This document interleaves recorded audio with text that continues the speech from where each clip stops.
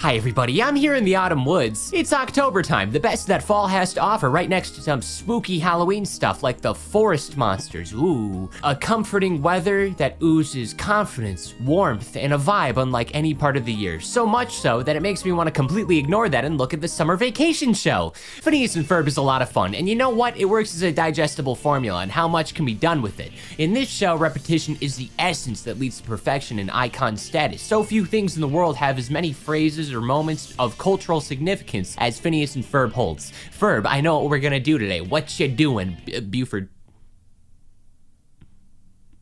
Oh yeah, shit. Doofenshmirtz Evil Incorporated. You know them, you love them. Let's talk about the worst of these lives via Candace Flynn. By default, there's two major conflicts and plots per episode, excluding outliers like some of the specials, for example. There's not too much overlap between characters in each, very simple premise. While Perry and Doof are off doing their own shtick, Phineas and Ferb make a contraption, usually have some other kids or family members that'll show up and be a part of their adventure, and Candace, she doesn't like that very much. So across the entirety of the summer, across all the episodes, all she wants to do is snitch on her brothers, to bust them. It's a part of her. She has to make sure her mom sees what the boys are up to, and there's a number of potential reasons for this outrage. The most basic of justifications comes from the point of no return. After the first roller coaster situation, Candace just seems to have gotten into a bit of a loser's fallacy. You know, she believes she's due for a win when it comes to getting her siblings in trouble, and that never quite seems to come after the fact. At the end of every day, she's proven wrong. You know, it starts to hurt after a while, and it just becomes one of her priorities, but there's more to it. Candace's outrage and determination for accomplishment are rooted in from a mix of insecurities, along with desperation for validation. She perceives this as an unfairness for her being unable to get away with the same antics Phineas and Ferb do. To an extent, it's like an exaggerated example of younger siblings getting away with stuff the older sibling would get crucified for. Like, I remember this one time I was learning how to drive and I got yelled at by the family member showing me how to practice in a random school parking lot because I would let go of the steering wheel when straightening it out, and then a younger sibling did the same thing, got away with it.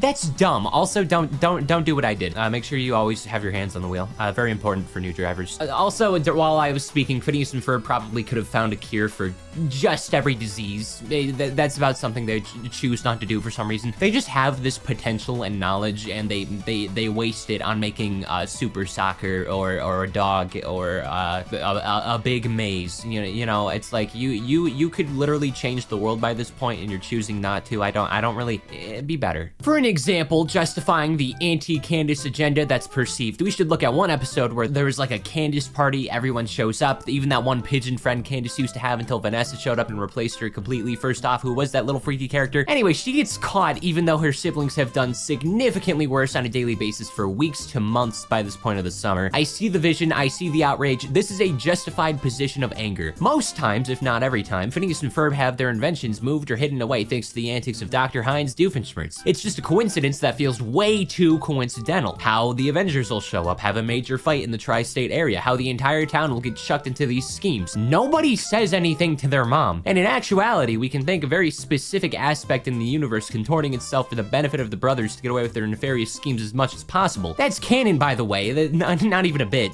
Existence itself wants Phineas and Ferb to have a silly old summer, just have a good time. The Milo Murphy crossover special quite literally has an extended discussion where they figure out that Phineas and Ferb possess positive forces of energy that move the odds of luck and basically increase the chances of them going, holy shit, how did we get away with that? We really should have gotten in trouble there. The universe itself recognizes that good old Dorito head is worth protecting from the wrath of an angry mother. So the universe itself usually summons the perfect Doofenshmirtz device created that episode to remove the creation of the day at the very last second to guarantee the protection of the boys by any means necessary, even if that means someone's gotta fall for it. And it's not gonna be any of their friends or their parents or Buford.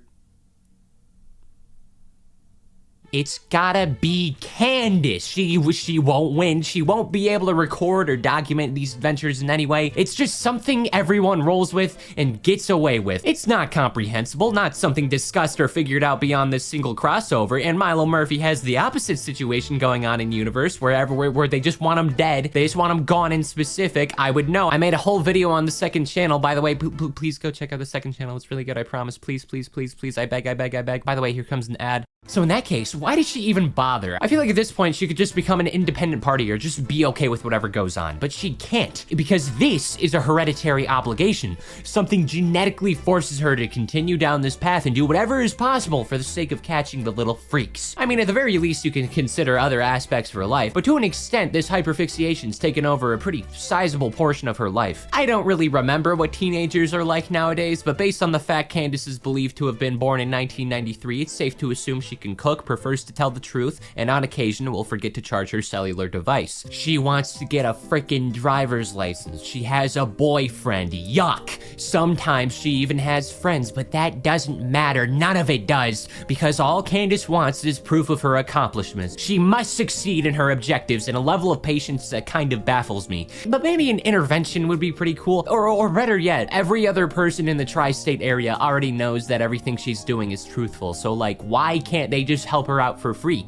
Or just make sure she's not going crazy? Will the universe then mark those people an enemy? Is the, well, actually, possibly, that's a fear. Is this a conspiracy just to gaslight or torment Candace in specific? Also possible. What's stopping Stacy from like going to Mother Phineas and Ferb woman and saying, hey, I should have done this earlier, but Candace is in fact telling the truth. I just kind of feel bad seeing her go like this, you know? Plus, I know it's not canon or anything, but like, why wouldn't this be believable? In a world where talking animals and superheroes exist, and it's like public knowledge, by the way, why can't Linda just agree that this is a real capability of Phineas and Ferb? Better yet, would they shun the children? Like, congratulations, Phineas and Ferb are genius musicians and mechanical engineers and social workers and inventors. Also, they're like 12. How do you punish that? How would you go about punishing your children for being geniuses? This is an objective with no real thought process behind it, and it can't be helped. The Phineas and Ferb family bloodline have forced this upon them. They cannot escape it. Maybe it's a reincarnation thing. This is eternal. Phineas and Ferb have a few episodes not taking place in this one summer, which, might I add, feels like it would be impossible to occur. Like Gravity Falls, there's a lot going on, but you could technically fit all of Gravity Falls into one single summer. This family makes no sense financially or just time-wise. Their parents are an archaeologist and part-time jazz musician, and you're telling me they can not only handle that electricity bill or any billing found under Phineas and Ferb, unless they're doing the finances off-screen. Actually, never mind, that probably does happen.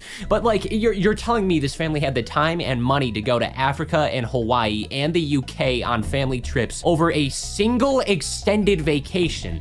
Again, Lawrence Fletcher looks at rocks and fossils for a living. And to be fair, the Africa trip's funded by his friend from college, and the UK trip could easily be funded by Ferb's side of the family, but still, this always bothered me. I feel like trying to find a way to fit all these episodes into 104 days would get me back into therapy. Like, they gotta be dedicating multiple days to these trips and traveling, and we just don't see that.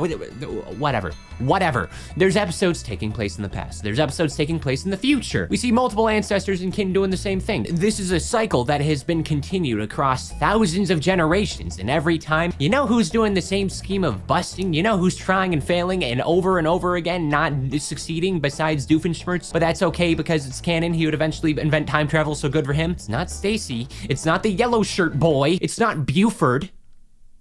It's this one. I don't even know what to say. There's genetic expectations to be a loser in your teenage years for some reason, and then mellow out in the future. And Candace just has to deal with that.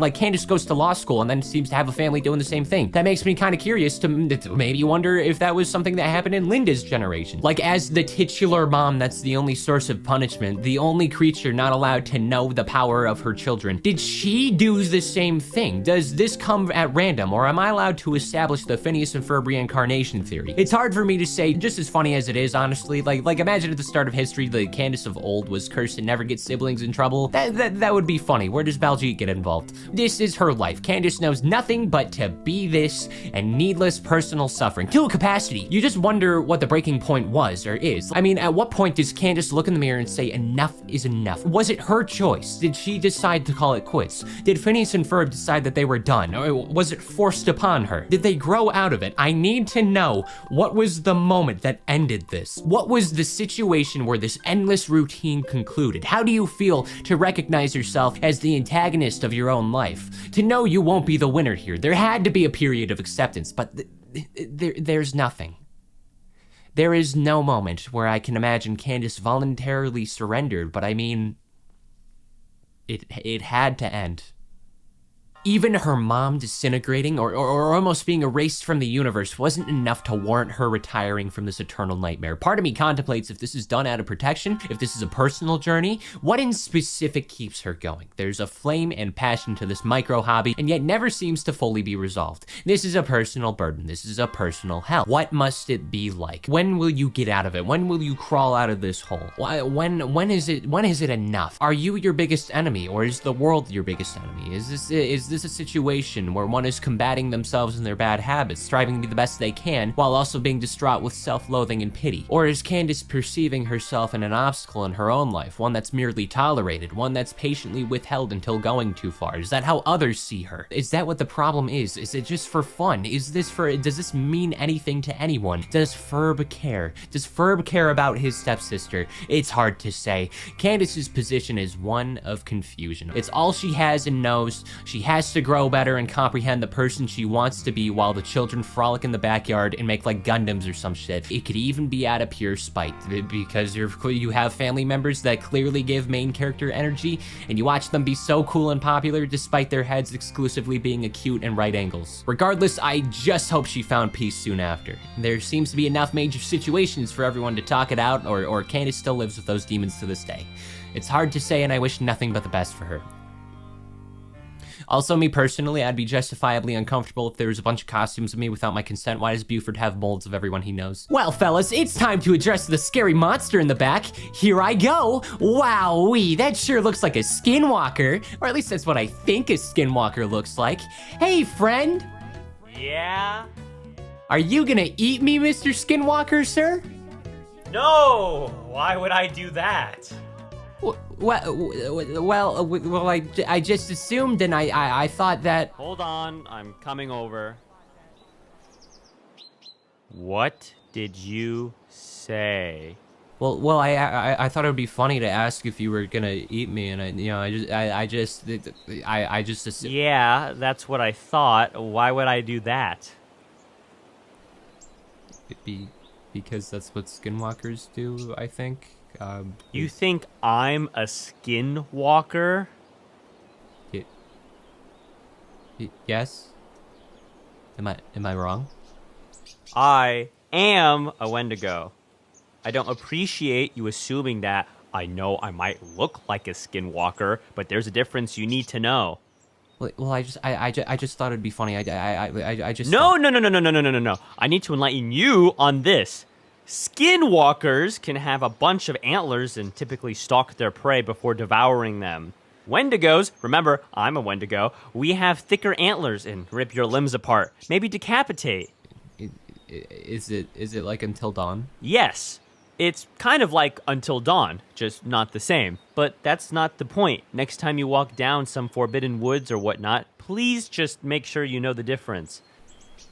Thank you for informing me. I'm sorry for assuming. It's okay. I forgive you.